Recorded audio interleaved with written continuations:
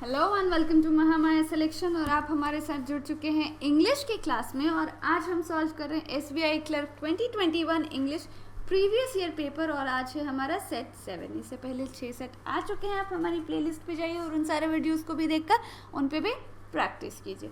चलिए क्वेश्चंस पे आते हैं। जो आज हमारा फर्स्ट क्वेश्चन है वो है एक close test. So again close test काफ़ी इंपॉर्टेंट है। SBI क्लर्क प्रीलिम्स की अगर हम बात करें तो क्लोज टेस्ट बहुत इंपॉर्टेंट है, काफ़ी स्कोरिंग टॉपिक है। तो चलिए देखते हैं कि आज हमारे पास क्वेश्चन में क्या है। आज एक पैराग्राफ है यहाँ पे और paragraph reads that Christine Lagarde the head of IMF said that the countries should not dash growth for the sake of austerity. हमारा जो फर्स्ट पार्ट है इसके कहने का मतलब है कि क्रिस्टीन लगार्ड जो कि IMF यानी इंटरनेशनल मॉनेटरी फंड की जो हेड है, उन्होंने कहा कि देश को, कंट्रीज़ को, जितने भी देश हैं उनको क्या नहीं करना चाहिए, should not growth for the sake of austerity. यानी कि यहाँ पे ऑस्टेरिटी का क्या मतलब है? कठोरता। यहाँ पे ऑस्टेरिटी का मतलब है कठोरता। कैसी कठोरता? फाइनेंशियल कठोरता।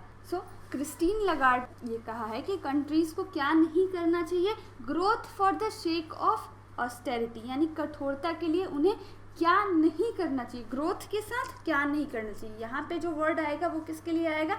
हमारे पास ग्रोथ के लिए आएगा। चलिए तो देख लेते हैं कि हमारे फर्स्ट पार्ट के लिए हमारे पास ऑप्शंस क्या क्या हैं। हमारा जो फर्स्ट ऑप्शन है वो क्या है? पहला ऑप्शन है कॉम्प्रोमाइज, सैक्रिफाइस, कॉम्प्रोमाइजेस और sacrifice and none of these. So यहाँ पे कॉम्प्रोमाइज, सैक्रिफाइसेस, कॉम्प्रोमाइजेस और सैक्रिफाइस। चलिए देखते हैं कि क्या सूटेबल होगा यहाँ पे हमारे पास। पहली बात तो कि शुड नॉट है, यहाँ पे शुड नॉट है तो शुड नॉट के साथ हमेशा बेस वर्ब आएगा। शुड नॉट के साथ हमेशा बेस वर्ब आएगा। किसी भी फॉर्म में, पास्ट फॉर्म में या किसी भी फॉर्म में वर्ब नहीं आएगा, वो क्या होगा? बेस होगा, बिल्कुल बेस वर्ब आएगा। तो चलिए ऑप्शंस को चेक करते हैं। यहाँ पे ऑप्शंस में हमारे पास सैक्रिफाइसेस बेस वर्ब नहीं है, कॉम्प्रोमाइजेस भी बेस वर्ब नहीं है। सो ये ऑप्शंस और ये ऑप्शंस तो नहीं आएंगे, या तो कॉम्प्रोमाइज होगा या तो सैक्रिफाइस होगा। चलिए देखते हैं कि क्या नहीं करना चाहिए। Christine Lagarde, the head of IMF, said that the countries should not sacrifice growth for the sake of austerity। यानी कि देश में फाइनेंशियल कठोरता लाने के लिए इस ऑस्टेरिटी का मतलब क्या होता है? इस ऑस्टेरिटी का यहाँ पे कॉन्टेक्स्ट ये है, इस ऑस्टेरिटी का मतलब होता है कि जो हमारे देश में पब्लिक एक्सपेंडिचर है उसको हम कम कर रहे हैं। सो हमें क्या नहीं करना चाहिए? हमें सैक्रिफाइस नहीं करना चाहिए ताकि हम अपने देश में फाइनेंशियल कठोरता या ऑस्टेरिटी मेंटेन कर सके। तो हमें क्या नहीं करना चाहिए? सैक्रिफाइस नहीं करना चाहिए। तो इस ब्लैंक में हमारे पास क्या आएगा? सैक्रिफाइस आएगा।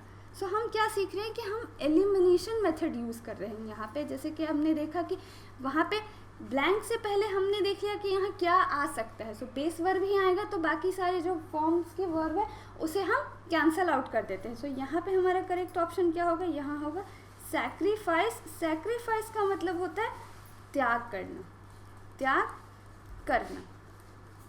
सो सेंटेंस के कहने का मतलब है कि देश में ऑस्टेरिटी बनाए रखने के लिए, फाइनेंशियल कठोरता बनाए रखने के लिए हमें ग्रोथ को, यानी कि जो हमारा ग्रोथ हो रहा है देश का, उसे सैक्रिफाइस करने की हमें कोई भी ज़रूरत नहीं है। कॉम्प्रोमाइज़ करने का मतलब होता है समझौता करना, समझौता करना। सो यहाँ इस कॉन्टेक्स्ट के अकॉर्डिंग जो वर्ड आएगा वो होगा हमारा सैक्रिफाइस, करेक्ट आंसर होगा। चलिए अब आगे बढ़ते हैं, नेक्स्ट सेंटेंस पे आते हैं। नेक्स्ट सेंटेंस है हमारा, specially when the world economy is going downhill with practically all countries forecast to post lower growth rated during 2012 dash what were thought of earlier. Sentence को हिंदी में पढ़ते हैं। ये बात उस कॉन्टेक्स्ट में की जा रही है जब विश्व की जो इकोनॉमी है, वैश्विक अर्थव्यवस्था है, वो नीचे जा रही है। कहाँ जा रही है? डाउनहिल, यानी कि नीचे जा रही है। With practically all countries forecast to post lower growth rated during 2012 that what were thought of earlier. अब यहाँ पे क्या है कि बात हम कर रहे हैं कि जो विश्व की इकोनॉमी है वो नीचे जा रही है और ऐसा देखा जा रहा है कि सारे देशों में अनुमान लगा रहे हैं, फोरकास्ट कर रहे हैं कि जो ग्रोथ रेट है वो 2012 में कम जाएगा। That what were thought of earlier. हम क्या कंपेयर करें? 2012 को पहले से कंपेयर कर रहे हैं। सो कंपेयर करने के लिए यहाँ पे कोई भी कंपैरेटिव वर्ड आना चाहिए हमारे पास। तो चलिए ऑप्शंस को चेक करते हैं। ऑप्शंस हमारे पास क्या क्या, towards, then, forward and none of this. इनमें जो केवल और केवल एक कंपैरेटिव वर्ड है वो क्या है, देन। यही केवल एक कंपैरेटिव वर्ड है जिसे हम कंपेयर कर सकते हैं दो सिचुएशंस को। सो यहाँ पे हमारे ब्लैंक में क्या आएगा, यहाँ हमारे ब्लैंक में आएगा देन। चलिए अब बाकी पार्ट्स को पढ़ते हैं। Policy makers everywhere but specially in the advanced economies should ensure that while carrying the much needed fiscal correction meaning reducing the level of डेब्ट। चलिए हाफ पार्ट तक पढ़ते हैं। Policy makers everywhere but specially in the advanced economy should ensure that, यानी कि जो नीति निर्माता हैं हमारे, उन्हें खास करके एडवांस्ड इकोनॉमीज में, जो इकोनॉमीज काफ़ी तरक्की कर चुकी हैं, वैसे अर्थव्यवस्था वाले देशों में ये इंश्योर करना चाहिए, ये तय करना चाहिए कि while carrying dash the much needed fiscal correction, जब हम फिस्कल करेक्शन कर रहे होंगे। सो फिस्कल करेक्शन कर रहे हैं, कैरिंग से हमें ये समझ में आ रहा है कि कोई प्रोसेस है वो क्या हो रही है, प्रोसेस कंटिन्यू हो रही है, कोई प्रोसेस कंटिन्यू हो रही है। सो कैरिंग के साथ ऐसा कोई वर्ड आएगा जो कैरिंग के साथ प्रोसेस कंटिन्यू करने के लिए फ्रेज बनाएगा। तो चलिए ऑप्शंस को चेक करते हैं। ऑप्शन है हमारे पास कैरिंग ऑफ, क्या ये कोई फ्रेज बनाता है, कैरिंग ऑफ, कैरिंग आउट और carrying with. So carrying with और कैरिंग आउट, यहाँ एक ही फ्रेज बनता है, वो होता है कैरिंग आउट। कैरिंग आउट इसका मतलब होता है टू कंटिन्यू एनी प्रोसेस, सो जैसा कि कॉन्टेक्स्ट में देखा गया कि कोई प्रोसेस है, फिस्कल करेक्शन की जो प्रोसेस है वो कंटिन्यू हो रही है, इसलिए वहाँ पे हमारे पास क्या होगा, इस ब्लैंक में हमारे क्या आएगा, यहाँ आएगा आउट। चलिए, the much needed fiscal correction meaning reducing the level of debt, they should not lose dash of other important dash of generating employment. चलिए यहाँ पे क्या है कि meaning reducing the level of डेब्ट, इस फिस्कल करेक्शन से हम क्या कर रहे हैं, कर्ज की मात्रा को कम कर रहे हैं। दे शुड नॉट लूज, और ऐसा करके हमें क्या नहीं खोना चाहिए, क्या नहीं लूज करना चाहिए। चलिए ऑप्शंस को चेक करते हैं। दे शुड नॉट लूज, हमारे पास क्या था, लूज साइट। अब यहाँ पे साफ साफ हमें दिख रहा है कि ये सारे जो वर्ड्स है, साइट मतलब पहले देख लेते हैं। ये साइट, इसका मतलब होता है लोकेशन, ये साइट का मतलब होता है कुछ कहना, और ये साइड का मतलब होता है किनारा। सो साफ साफ हमें दिखाई दे रहा है कि ये तीनों आउट ऑफ कॉन्टेक्स्ट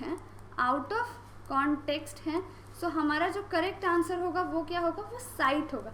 हमें क्या लूज नहीं करना चाहिए, साइट लूज करने का मतलब है कि हम किसी चीज़ पर नज़र गड़ाए हुए और उसे नज़र हटा लेते हैं, यानी हमारा मकसद जो पहले था वो अब नहीं रहता। चलिए, यानी कि यहाँ क्या होगा, meaning reducing the level of depth, they should not lose sight of other important. यहाँ पे क्या है कि हमें दूसरे अदर इम्पॉर्टेंट चीज़ों से भी अपनी नज़र नहीं हटानी है, उन्हें भी उतना ही इम्पोर्टेंस देना है। Of other dash of generating employment. अब डैश ऑफ जनरेटिंग एम्प्लॉयमेंट यानी कि एम्प्लॉयमेंट क्रिएट करने का कोई मेथड है, उसके लिए हम, या कोई ऐसा लक्ष्य है जिसके लिए हम काम कर रहे हैं। सो यहाँ पे इम्पॉर्टेंट के बाद क्या आएगा, ऑप्शंस में चेक करते हैं। हमारे पास ऑप्शन है important work, important conclusion, price या गोल। अगेन वहाँ पे क्या था, वहाँ पे था important dash of generating employment. यहाँ हम बात किसकी कर रहे हैं, हम बात इकोनॉमी की कर रहे हैं, यानी अर्थव्यवस्था की कर रहे हैं। सो उसके कॉन्टेक्स्ट में हमारा एम्प्लॉयमेंट जनरेट करना क्या हो सकता है, एम्प्लॉयमेंट लाना क्या हो सकता है, हमारा लक्ष्य हो सकता है, हमारा गोल हो सकता है। सो कॉन्टेक्चुअली यहाँ पे जो करेक्ट वर्ड आएगा वो क्या होगा, गोल होगा। चलिए, ये तो था आज का क्लोज टेस्ट। अब आगे बढ़ते हैं कुछ और क्वेश्चंस पे। अब जो हमारे पास क्वेश्चन है ये एरर स्पॉटिंग का है, एरर डिटेक्शन का क्वेश्चन है, यानी कि हमें एक सेंटेंस दी गई है और उसमें कहीं एरर है और ये हमें डिटेक्ट करना है, एरर डिटेक्शन। क्वेश्चन को पढ़ते हैं। A sentence is divided into 4 parts A, B, C and D is given. There may be an error in any of the 2 parts. Determine the pair of segments which requires correction and mark the relevant option as your answer. चलिए यहाँ पे जो हमें sentences दी गई हैं, यहाँ क्या है कि 2 parts में error है. Errors in 2 parts. चलिए तो सेंटेंस को पढ़ना है और हमें चेक करना है कि एरर कहाँ. हमारा जो फर्स्ट सेंटेंस है वो क्या है, you would continue to receive dividends for the stock in your names so there will be sufficient funds for you all to move on. Sentence के कहने का मतलब है कि तुम्हें डिविडेंड मिलता रहेगा, तुम्हारे नाम पे तुम्हें डिविडेंड मिलता रहेगा, तो तुम्हारे पास सफिशिएंट फंड होगा, यानी कि इनफ पैसा होगा मूव ऑन करने के लिए. हमारे सेंटेंस के कहने का मतलब ये. चलिए पार्ट्स को चेक करते हैं. यू वुड कंटिन्यू, ये तो सही लग रहा है. To receive dividends for the stocks, ये भी पार्ट सही है. इन योर नेम्स, सो ये क्या, इन योर नेम्स, ये कौन से फॉर्म में, ये हमारे पास है योर. ये क्या, इसका क्या मतलब होता है, इसका मतलब होता है your. Your names, पर यहाँ पे तो हमें प्रोनाउन की ज़रूरत है. करेक्ट प्रोनाउन यहाँ क्या होगा, योर. सो हमारा पहला एरर कहाँ है, ये हमारा योर है और ये हमारा योर है. इसका मतलब यू आर होता है, ये हमारा प्रोनाउन नहीं है, ये हमारा करेक्ट प्रोनाउन है. सो हमारा फर्स्ट एरर कौन से पार्ट में, पार्ट सी में. Your names, so there will be sufficient funds for you to move. यहाँ पे हमारे पास क्या है, देयर विल बी, यानी कि हम बात कर रहे हैं फ्यूचर की, हम बात कर रहे हैं फ्यूचर की. तो यहाँ पे जो आने वाला वुड होगा ये कैसे पास्ट में चला जाएगा. सो या तो फिर दोनों ही पास्ट में होंगे या तो फिर दोनों ही, और चूंकि यहाँ बात हो रही है कि डिविडेंड्स है वो कंटिन्यू होते रहेंगे. सो यहाँ पे पास्ट का केस तो नहीं बनता, ये फ्यूचर का ही केस है. सो यहाँ पे वुड की जगह क्या होगा, विल होगा. वुड की जगह विल होगा, यानी कि हमारे पार्ट ए में भी एरर है, यानी कि हमारा जो करेक्ट आंसर होगा वो क्या होगा, ऑप्शन ए सी, दोनों ही पार्ट्स में एरर हैं. चलिए अब आगे बढ़ते हैं नेक्स्ट क्वेश्चन पे. नेक्स्ट क्वेश्चन जो है हमारे पास ये भी एरर स्पॉटिंग का है. क्वेश्चन है, her dazzling achievements as a general have obscured his much sober qualities as a ruler and even the sound strategy with which he aimed to be master of the narrow. Sentence को पढ़ते हैं हिंदी में. Her dazzling achievements as general, उसकी dazzling achievements, उसकी काफ़ी खूबसूरत achievements जो रही हैं as a general, have obscured his much sober qualities as a ruler. यहाँ पे हम देख सकते हैं कि हमारे जो सेंटेंस की शुरुआत हुई है वो हर से हुई है और फिर आगे में इस हर के लिए जो प्रोनाउन यूज़ किया गया है वो हिज है. सो ये तो कॉन्ट्राडिक्टरी है. अगर यहाँ पे हर है तो यहाँ पे भी हर होना चाहिए, और यहाँ अगर हिज है तो यहाँ पे भी सेंटेंस हिज से शुरू होना चाहिए. आगे बढ़ते हैं, देखते हैं कि क्या होना चाहिए यहाँ पे. Much sober qualities as a ruler and even the sound strategy with which he aimed to be master of. ये जो रूलर वर्ड आया है और मास्टर वर्ड आया है, ये प्रूव करता है कि यहाँ पे जो बात हम कर रहे हैं किसी मेल की बात कर रहे हैं. तो यहाँ पे क्या होना चाहिए, हर की जगह तो हिज होना चाहिए, यानी कि यहाँ पे पार्ट में जो हिज है वो बिल्कुल सही है, आगे ही है वो भी बिल्कुल सही है. यहाँ पे जो हर है यही मिस्टेक है, यहाँ पे हर की जगह हिज होना चाहिए. सो हमारे पार्ट ए में तो एरर है. आगे चलिए आगे और एरर भी चेक करते हैं. आगे हमारे पास क्या है, and even the sound strategy with which he aimed. यहाँ पे फर्स्ट पार्ट तो हमारा हो गया, have obscured his much sober qualities as a ruler. यहाँ पे जो कंपैरेटिव वर्ड मच यूज़ किया गया है वो क्या होना चाहिए, ये गलत यूज़ किया गया. यहाँ पे मच की जगह मोर होना चाहिए. हिज मोर सोबर क्वालिटीज़, इन क्वालिटीज़ को हम कंपेयर कर सकते हैं, सोबर क्वालिटीज़ को कंपेयर कर सकते हैं. मच जहाँ भी यूज़ होता है ये अनकाउंटेबल चीज़ों के साथ यूज़ होता है, इसलिए यहाँ पे मच रॉन्ग होगा. हमारा जो सही यहाँ पे कंपैरेटिव वर्ड बैठेगा वो होगा मोर. सो यहाँ पे ए के बाद कौन से पार्ट में, ए के बाद बी के पार्ट में एरर है और हमारा correct answer option A B होगा. चलिए अब आगे बढ़ते हैं नेक्स्ट क्वेश्चन पे.